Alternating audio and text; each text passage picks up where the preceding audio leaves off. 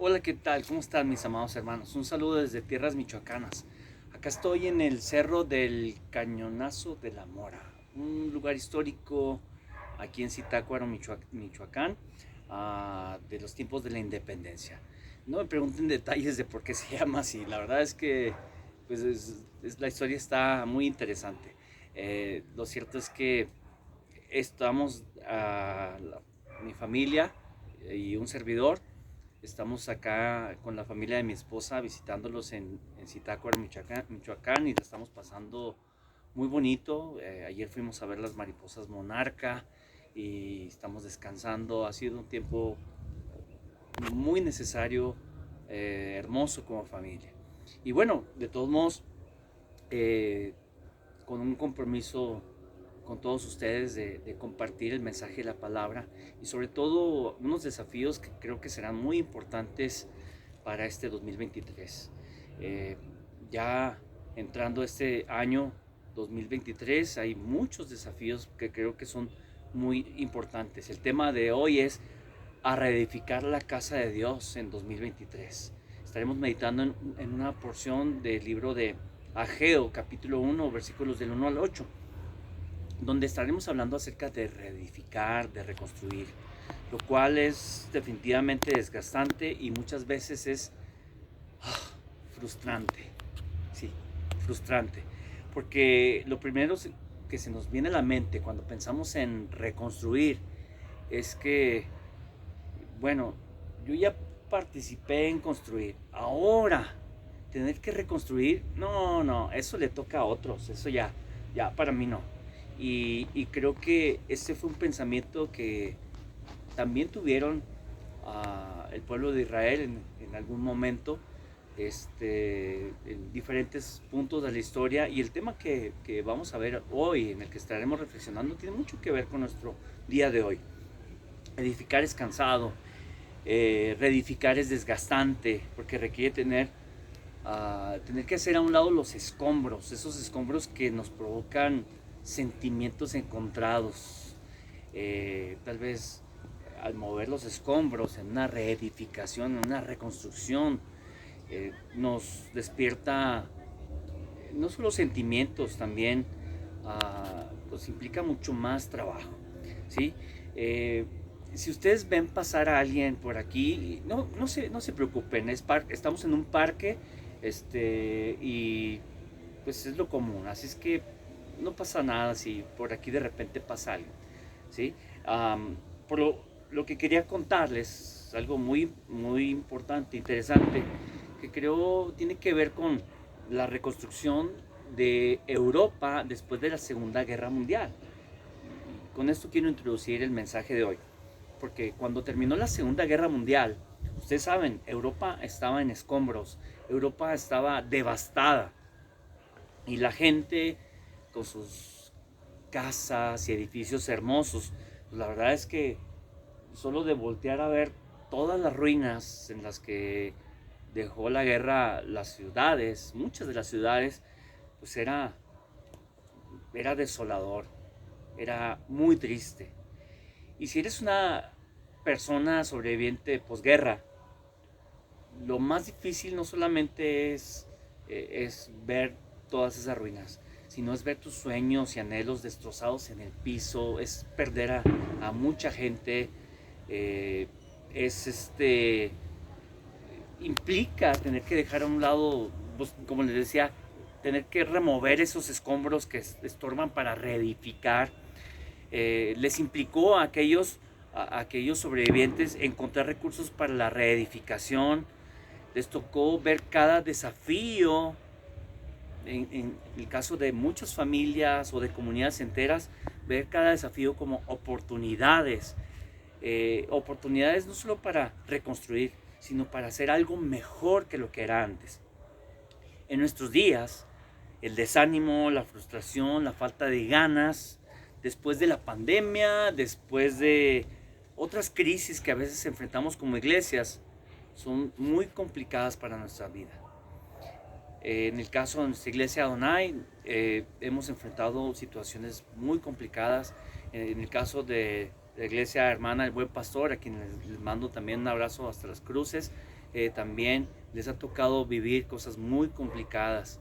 En el caso de cada familia en lo particular o como personas, cristianos o no cristianos, nos ha tocado tiempos muy difíciles. Pero Dios sabe de cada una de nuestras necesidades mejor que nosotros mismos. Necesidades que, por cierto, como ya les decía, tienen mucho que ver con también situaciones que han pasado en la Biblia. El libro del profeta Ageo es muy similar a lo que estamos pasando el día de hoy. Vamos a ver precisamente 4 desafíos. Hoy que empezamos el año, vamos a ver 4 desafíos para reedificar la casa de Dios en este año. ¿Qué les parece si oramos?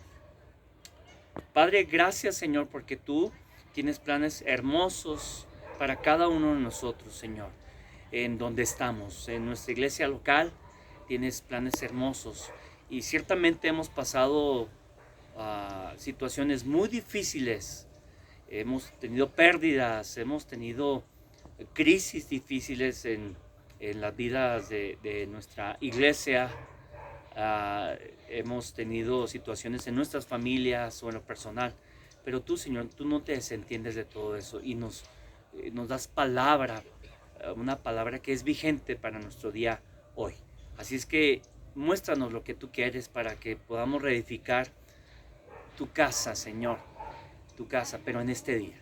En el nombre de Cristo Jesús. Amén. Amén. Ok, vamos a ver 4 desafíos, dijimos, ¿verdad? El primer desafío, que creo que es muy importante, es el de derrotar el desánimo circunstancial.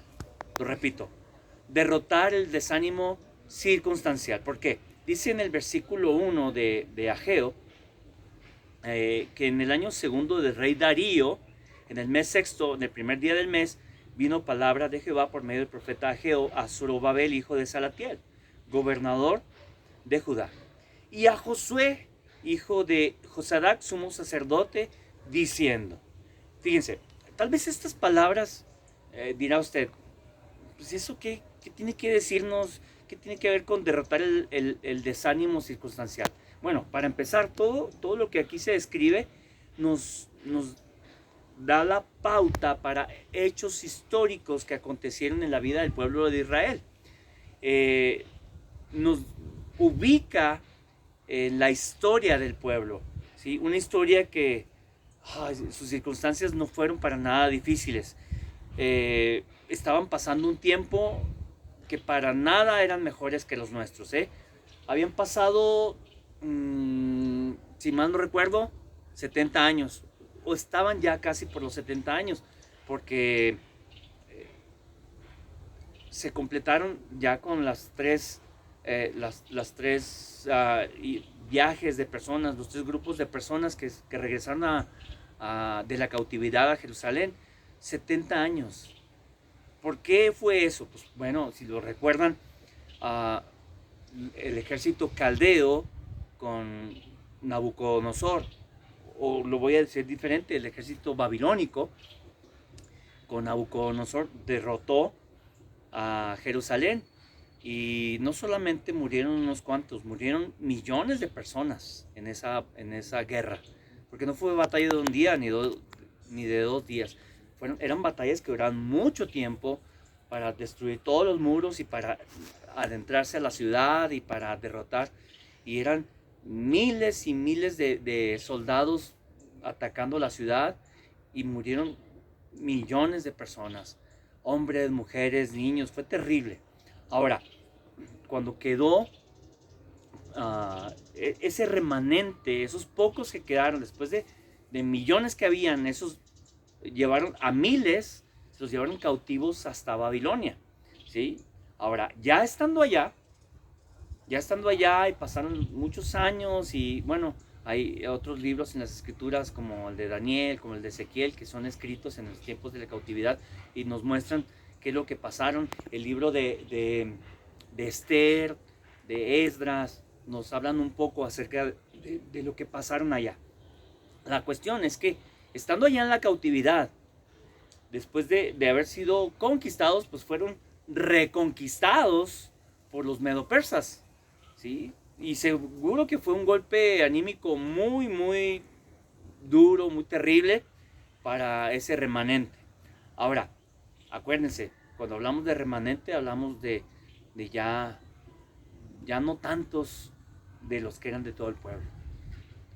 Después de ser millones, ahora eran miles, ni siquiera cientos de miles.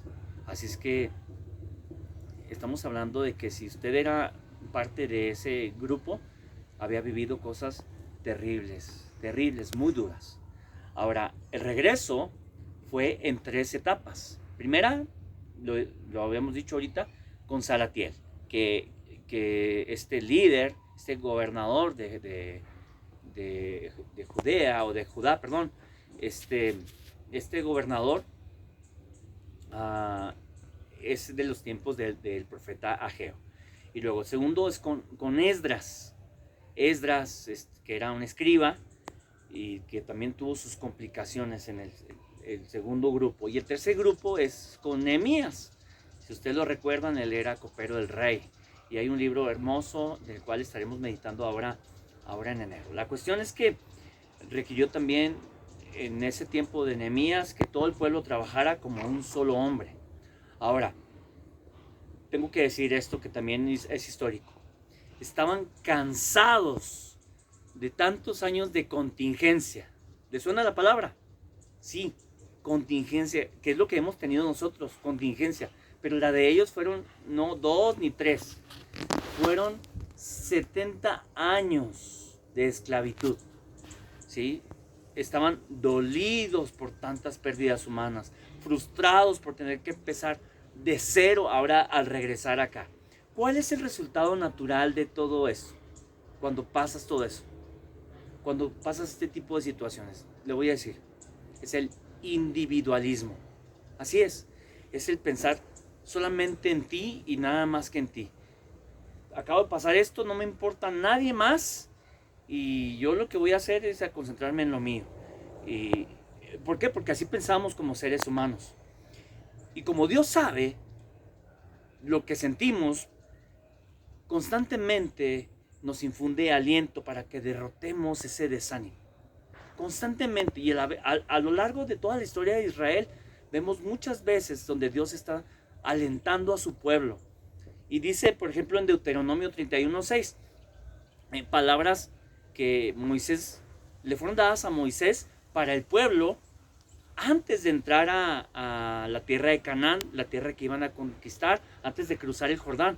Y dice aquí en el 31:6, dice, esforzaos y cobrad ánimo. No temáis, ni tengáis miedo de ellos, porque Jehová tu Dios es el que va contigo. No te dejará ni te desamparará. Esas son las palabras de Dios. ¿Se fija lo importante de que derrotemos el desánimo?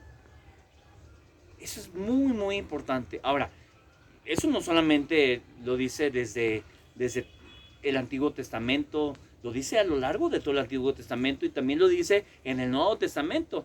Y un pasaje que me parece que es clave y que tiene que ver con nosotros hoy es el de 1 Tesalonicenses 5:14, donde dice el apóstol Pablo, bueno, Dios a través del apóstol Pablo, dice así: también nos rogamos, hermanos, que amonestéis a quienes, a los ociosos, que alentéis a los de poco ánimo, que sostengáis a los débiles, que seáis pacientes para con todos. Así es, así es. ¿Por qué? Porque el desánimo, cuando nos agarra, nos pone unas revolcadas y nos deja en el piso. Y es más, el desánimo es así casi como un luchador de lucha libre que ya cuando nos tiene así, después de que nos aventó unas llaves y ya que estamos ahí todos golpeados, todavía nos pone el pie encima, ¿no? Para que no nos levantemos. Así es el desánimo. Pero tenemos que derrotarlo. Tenemos que derrotarlo. Segundo, y vamos a ver los siguientes versículos a partir del 2. El segundo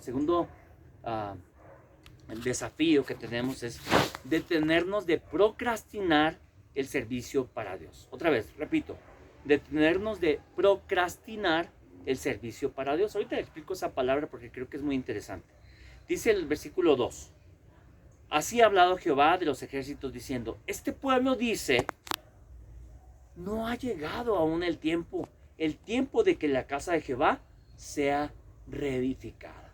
Eso lo dejamos para después. Están diciendo en pocas palabras, ¿verdad? Versículo 3 dice, vino palabra de Jehová por medio del profeta Ageo, diciendo, es para vosotros tiempo, para vosotros, de habitar en vuestras casas artesonadas. ¿Y esta casa está desierta? Es decir, ¿de veras creen ustedes que es tiempo de que ustedes hagan sus casas así muy bonitas y las pinten y las decoren, todo muy bonito, y la casa donde habita Dios esté desierta? ¿Y por qué desierta? Bueno, vamos a empezar. Lo primero, ¿qué es procrastinar? Procrastinar, según el diccionario, es el hábito de retrasar actividades. Fíjese bien, esta es una definición de la RAE. Es el hábito de retrasar actividades o situaciones que deben atenderse, sustituyéndolas por otras situaciones más irrelevantes o agradables. En pocas palabras, las cosas que tenemos que hacer, no las hacemos, las dejamos para después. Aunque sean muy, muy importantes, a veces las dejamos para después. Eso es procrastinar. ¿Le ha pasado a usted?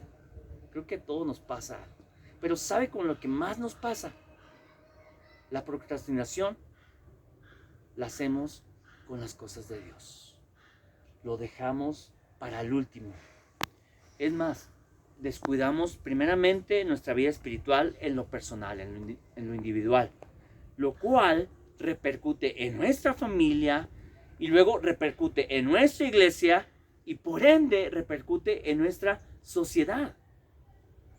Fíjese cómo es que repercute todo eso. Segundo, minimizamos la trascendencia de vivir como familia espiritual. Hemos diluido el tenían todas las cosas en común de esos primeros cristianos que nos describe Hechos en el capítulo 2:44 y en el capítulo 4:32.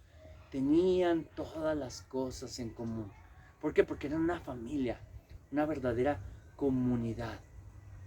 No había necesidad, porque se suplía entre los mismos hermanos. Tercero, postergamos nuestro servicio y nuestro crecimiento a Dios por estar enfocados solo en nuestros anhelos y ambiciones personales. ¿Y por qué estaba desierto? ¿Por qué eso de que estaba desierto es trascendente? Cuando les dice a Ageo, y esta casa está desierta. Recuerden, desde que Dios instituyó el tabernáculo, donde iba a estar el arca del pacto, que había una especie de cerca, y luego estaba el lavacro, y luego un lugar donde se hacían sacrificios, y luego está el lugar santo, y luego finalmente el lugar santísimo, donde estaba el arca del pacto, donde ahí en esa parte tabernaculizaba Dios, es decir, ahí habitaba Dios, ahí estaba la presencia de Dios, y el tabernáculo, si usted recuerda la historia bíblica, el tabernáculo estaba en el centro y todas las tribus estaban alrededor de ellas. ¿Por qué era esto? Porque Dios debía ser el centro siempre del pueblo, de cada familia, de cada persona. Debe ser el centro, cosa que no sucede en nuestra vida. El centro son muchas otras cosas y a Dios lo dejamos para el último. Procrastinamos y finalmente dejamos, así como pasó con el pueblo de Israel, dejamos la casa desierta. Dejamos la casa desierta. Caray, qué triste es esto y qué delicado es esto. Ahora, recuerden que ahora, en ese tiempo estamos hablando del templo donde literalmente ahí habitaba Dios. En nuestros días, Dios ya no habita en templos hechos por manos de hombres, sino habita en un templo espiritual. ¿Cuál es ese templo? Somos nosotros como iglesia, que somos la gran casa de Dios. Somos esa casa de Dios donde cada uno de nosotros somos piedras vivas que formamos ese templo. Y Dios nos invita precisamente a dejar de procrastinar, ¿sí? Nos invita precisamente a detenernos de estar ya procrastinando, de dejar eso de lado.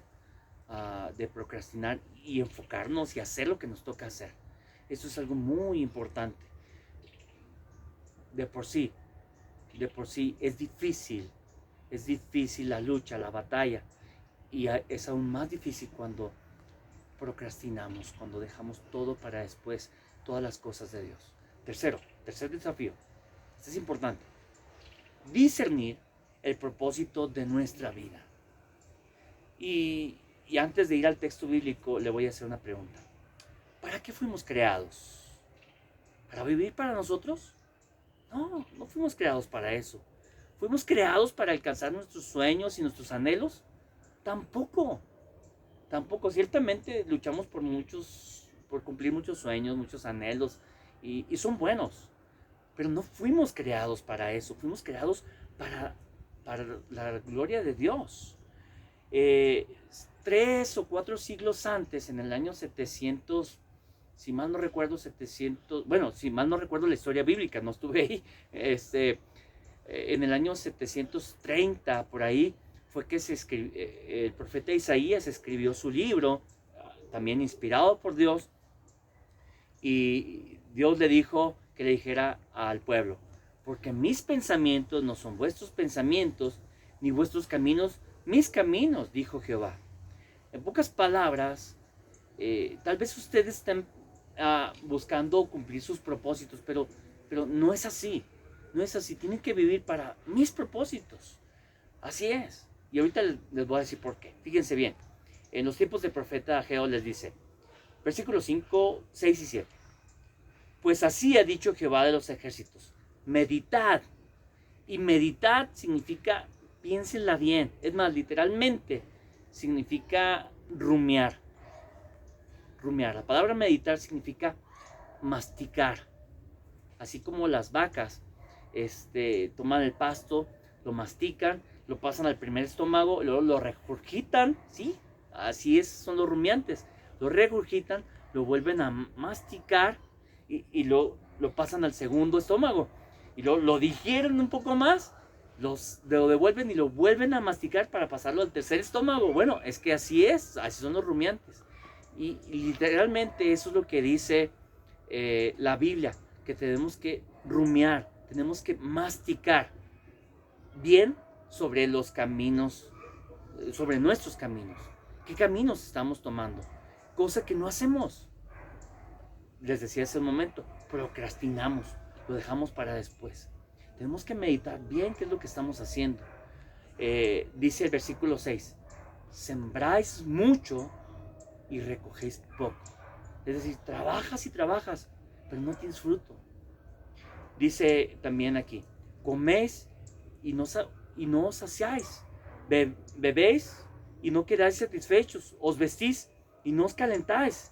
Y el que trabaja a jornal, recibe su jornal en saco roto. Es decir, se te va así con el dinero de las manos como agua entre los dedos.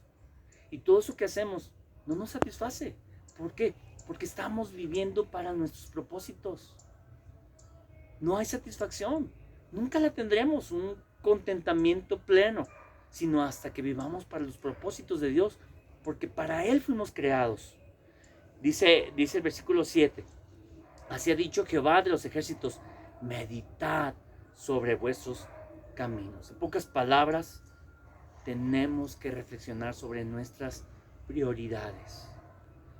Debemos dejar de echarle la culpa a otros por nuestras circunstancias y discernir si nosotros en lo personal realmente estamos cumpliendo el propósito para el cual fuimos creados. Y dice la Biblia que en Él, en Cristo, fueron creadas todas las cosas, según Colosenses 1:16, las que hay en los cielos y las que hay en la tierra, las visibles e invisibles, sean tronos, sean dominios, sean principados, sean potestades. Dice la Escritura, escúchenlo bien, dice, todo fue creado por medio de Él y para Él. ¿Entiende? Ahora, ¿por qué es importante lo de nuestro propósito, meditar en nuestros caminos? Todo fue creado por Él y para Él. Y estamos ocupados en otras cosas. Cuarto desafío. Debemos dedicar vida a las oportunidades de servicio que Dios nos da.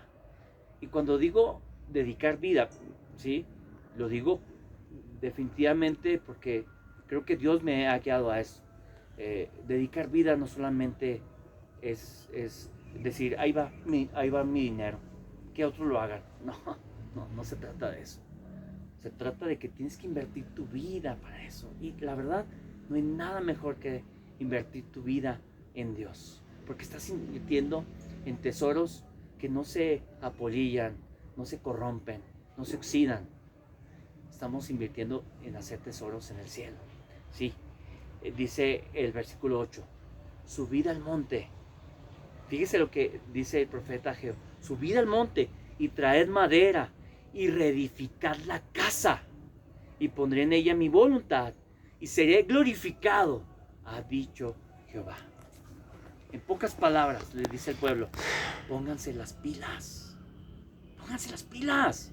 Ese es el tiempo de trabajar. Y si dice subir al monte, está hablando de que no es cosa fácil.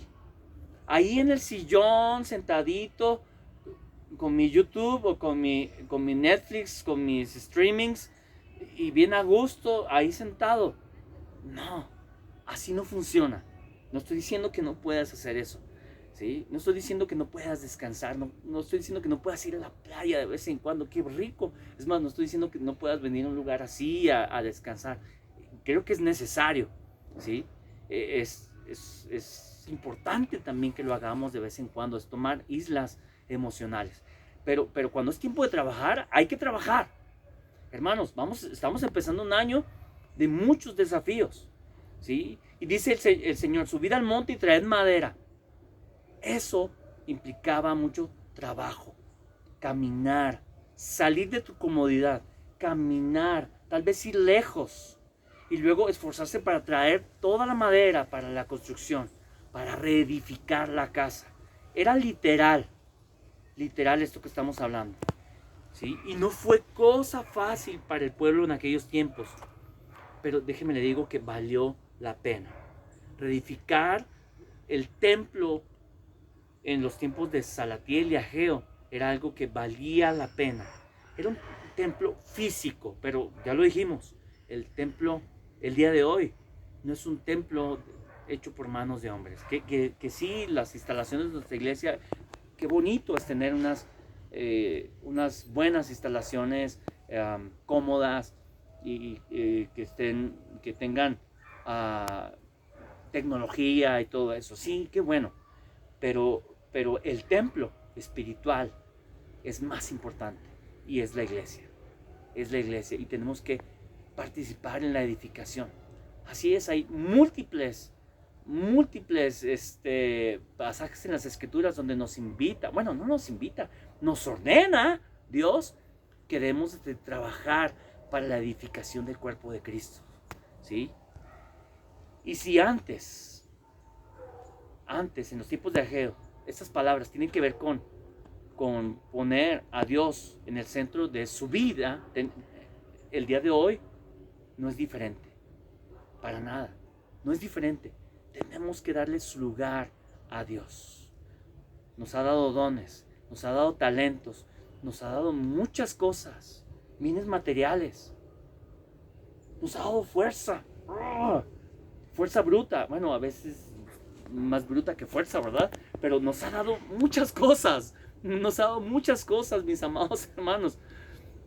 Y tenemos que poner manos a la obra. Así es.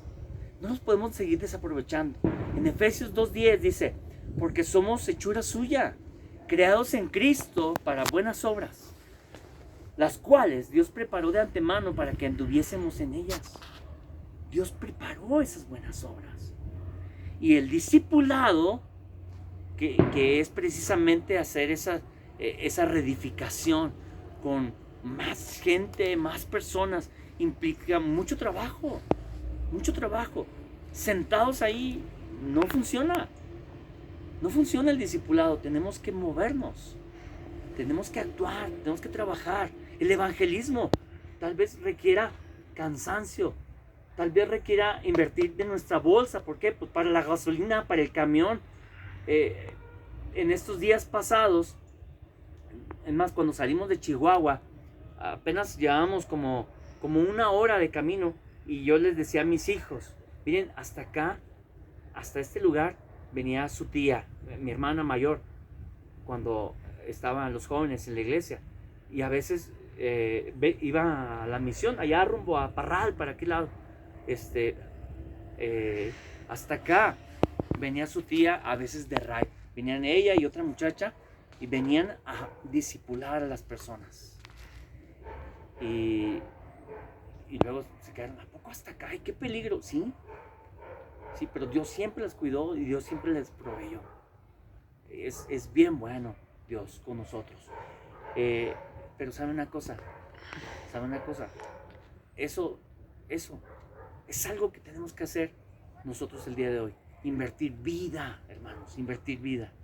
Hombre de Dios, mujer de Dios, ¿estás listo? ¿Estás listo para reedificar la casa de Dios? Requerimos cumplir estos 4 desafíos. Asumirlos de una manera bien esforzada, con verdaderas ganas. Lo primero, tenemos que derrotar el desánimo de nuestras circunstancias. Segundo, detenernos de procrastinar el servicio de Dios. Tercero, discernir el propósito de nuestra vida. Cuarto, dedicar vida a las oportunidades de servicio que Dios nos da. ¿Por qué? Porque vale la pena vivir por Cristo. Vale la pena asumir los desafíos que Dios nos pone enfrente. Dejemos de vivir egoístamente solamente para nosotros. Si vivimos por Él, vivamos para Él. La mies es mucha y los obreros son pocos. Su reino, déjeme le digo, su reino es muy, muy grande. Y permítame decirle esto. Si Dios le llama a servirle en otro lugar, gloria a Dios, porque servimos al Rey. Si Él cree que es pertinente que usted vaya a otro lugar a servirle, está bien, pero hágalo de verdad, hágalo. No para ir a sentarse cómodamente y cruzar las piernas, hágalo, ¿sí? Pero si Dios le llama a servirle aquí o ahí donde usted está, en su iglesia, en nuestra iglesia, hágalo también. A fin de cuentas, al que servimos es el mismo Dios. Si Él quiere llevarnos a China, que nos lleve a China, o hasta lo último de la tierra, que nos lleve. Está bien, porque servimos a Dios. Pero que sea Dios el que nos guíe. Recuerde esto, que sea Dios el que nos guíe aquí en Adonai, en Chihuahua, que sea el que nos guíe, que guíe al buen pastor en las cruces, que sea el que guíe a los hermanos aquí en Michoacán. Aquí hay algunas iglesias bautistas, o donde Él quiera que nos guíe. ¿Sí? Empezamos 2023 y Dios nos llama a trabajar. Dios nos llama a reedificar su casa, que es la iglesia. Dios nos llama a tener un corazón preparado para estos desafíos y este reto tan difícil de reedificar. ¿Está listo? ¿Está lista? ¿Qué le parece si asumimos el reto? Oremos. Dios, gracias, Señor, porque tienes muchas cosas para nosotros. Y la verdad es que es un privilegio que tú nos tomes en cuenta a nosotros, siendo nada, para servirte a ti, Señor, que eres el Rey de todo lo que existe, de toda la creación. Si tú nos quieres poner a barrer el pueblo más pequeño e insignificante de la tierra, hazlo, Señor, hazlo, que nosotros queremos ir. O si nos quieres poner a servirte dirigiendo un ministerio muy grande, haciendo cosas muy, muy complicadas, hazlo. pero Señor, ayúdanos a cumplir tu reto. En el nombre de Cristo Jesús. Amén. Que el Señor sea con ustedes, amados hermanos.